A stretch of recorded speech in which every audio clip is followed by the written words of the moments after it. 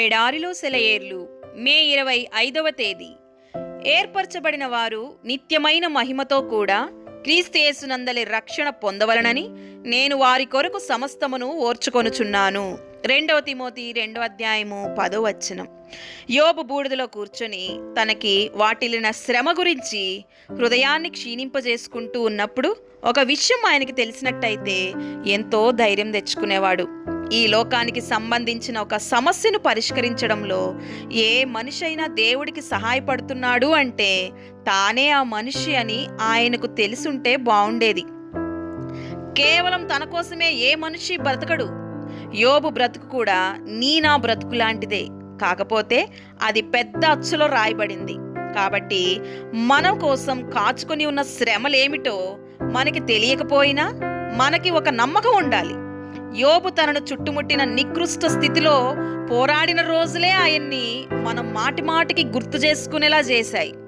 ఆ శ్రమలు యోబుకి రాకపోయినట్టయితే ఆయన పేరు జీవగ్రంథంలో రాయబడేది కాదేమో.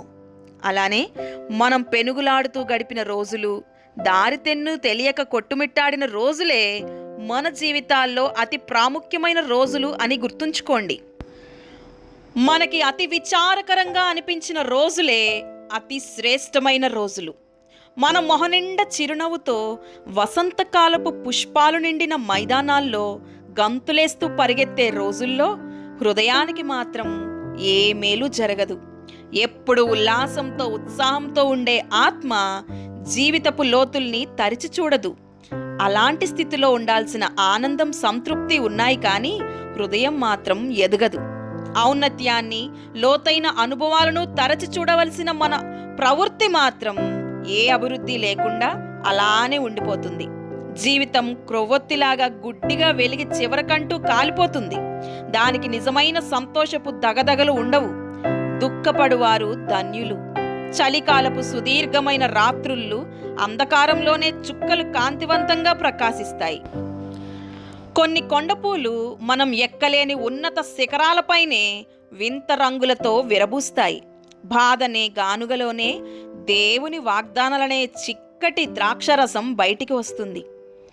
చింతాక్రాంతుడైన యేసు తత్వం ఎలాంటిదో దుఃఖాలను రుచి చూసిన వాడికే అర్థమవుతుంది.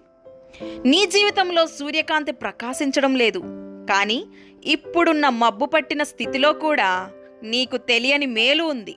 ఎందుకంటే కొంతకాలం ఎండలు కాస్తే నేలంతా ఎండిపోయి ఎడారిలాగా తయారవుతుందేమో.